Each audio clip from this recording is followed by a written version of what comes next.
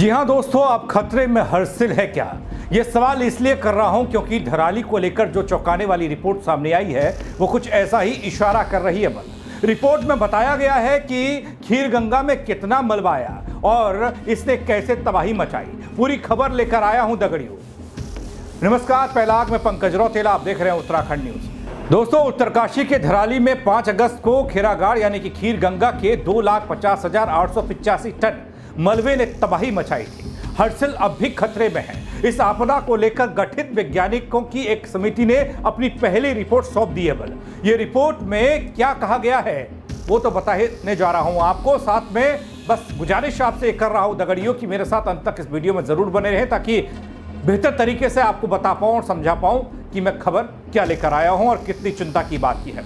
दगड़ियों, अलग अलग वैज्ञानिक संस्थानों ने एकमत होकर बताया है कि ऊपर तेज बारिश से भूस्खलन, बांध के टूटने के कारण यह आपदा आई।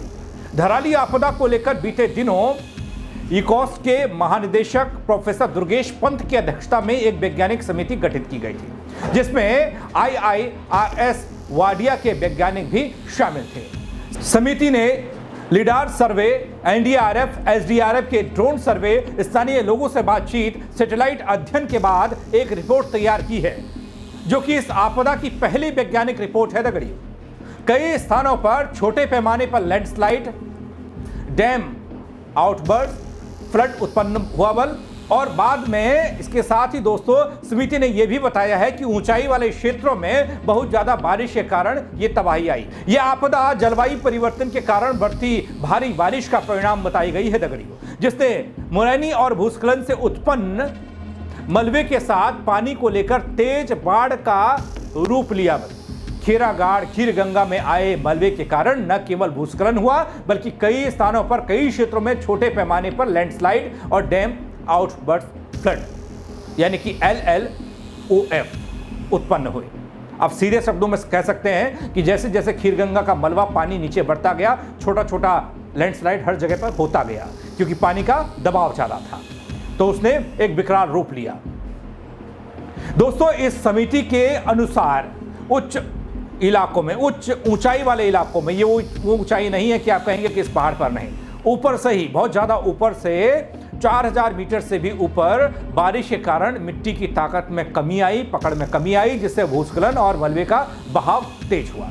पानी का दबाव था, पहाड़ियों की संरचना में संतुलन बिगड़ा, असंतुलन पैदा हुआ, जिससे कई जगह पर भूस्खलन और मलबे का प्रवाह इतना ज्यादा हो गया कि ये बाढ़ आई, ये आपदा आई।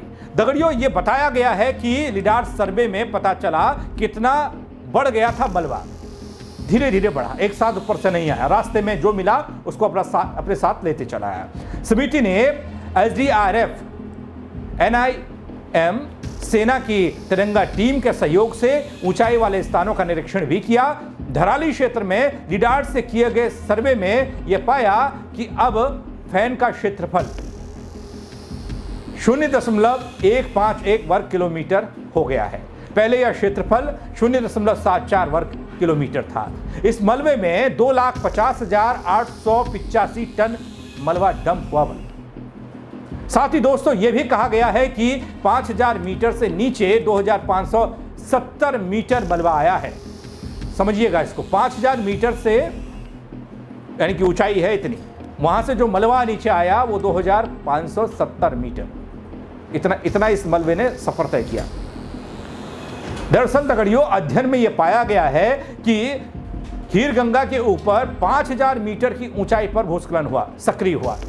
मौसम विभाग के मुताबिक हर्षिल क्षेत्र में 5 अगस्त को 8 मिलीमीटर की बारिश दर्ज हुई। पूरे उत्तरकाशी में 27 मिमी बारिश रिकॉर्ड की गई। लेकिन धराली आपदा के बाद भागीरथी नदी में आया उफान पानी की कहानी बयां कर रहा था। यह भी पाया गया कि यह तबाही 5,000 मीटर की ऊंचाई से नीचे धरती पर आई, यानी कि धराली की तरफ आई। 2,570 मीटर पूरे वेग के साथ तबाही आई। ताजे मलबे और खड़ी ढलान के कारण मलबे के प्रवाह में इजाफा हुआ, गति में इजाफा हुआ। 124 साल की बारिश का रिकॉर्ड टूटने का भी इस रिपोर्ट में जिक्र है दगड़ियों। 0.57 मिलीमीटर हर साल बारिश साथ ही वैज्ञानिकों ने 124 साल में हुई बारिश का लेखा जोखा पड़ताल भी शुरू कर दी और बता दिया 1901 से लेकर 2024 के बीच में इस क्षेत्र में मानसून सीजन में होने वाली बारिश में 0.57 मिलीमीटर प्रतिवर्ष की दर से बढ़ोतरी हो रही है बारिश में। न केवल मानसून बल्कि प्री मानसून में भी यहां बारिश तेजी से बढ़ रही है। दगड़ियों, समिति के अनुसार मलबे की बाढ़ पूरी तरह से जलवायु परिवर्तन के कारण भारी बारिश का परिणाम है। CIDF की घटना ये बताती है कि सालों में ऐसा होता रहा है कि जो बारिश की गति है, जो पैमाना है, वो पैमाना बता रहा है कि बारिश का इजाफा इन इलाकों में हो रहा है, जिससे उच्च ऊंचाई वाले क्षेत्रों में भूस्खलन और मलबे का प्रवाह बढ़ जाता है। हरसिल क्षेत्र में भी ऐसी ही खबरों का सामना इस इलाके में भी हुआ। तेज बारिश हुई और अनुमान लगाया गया कि यहाँ पर भी कई इलाकों में छोटे छोटे लैंडस्लाइड देखने को मिले, क्योंकि यह भी इलाका धराली की तरह ही है, पहाड़ी इलाका है और ढलान में है। ऐसे में अब खतरा हरसिल को लेकर वैज्ञानिक बता रहे हैं दगड़ियों कि आने वाले वक्त में कहीं ऐसा ना हो कि अभी तो धराली या हरसिल वाला इलाका भी उसी आपदा की चपेट में ना आ जाए, क्योंकि इसके ऊपर भी जो वैज्ञानिक है, जो समिति ने रिपोर्ट दी है, वो इशारा कर रही है कि खतरा मंडरा रहा है। क्योंकि बारिश का साल दर साल रिकॉर्ड बढ़ना ये बता रहा है कि और ज़्यादा आने वाले समय में बारिश होगी, चाहे मानसून का मौसम हो या फिर प्री मानसून की बारिश हो, दोनों में इजाफा हुआ है। तो ऐसे में हरसिल के इलाके के लिए चेतावनी इस रिपोर्ट में जारी की गई है कि यहाँ सतर्क होने की ज़रूरत है। दगड़ियों, इस खबर को लेकर और इस रिपोर्ट को लेकर आपकी राय क्या रहेगी, आप कमेंट के जरिए बताइएगा। खबर को लाइक करिएगा, शेयर करिएगा, लोगों को बताइएगा कि जो पहली रिपोर्ट इस आपदा को लेकर आई है उस रिपोर्ट में क्या कुछ कहा गया है, वो बताने की कोशिश मैंने आपको की है। मेरे साथ जुड़ने के लिए आप सबका बहुत शुक्रिया दगड़ियों। जय उत्तराखंड।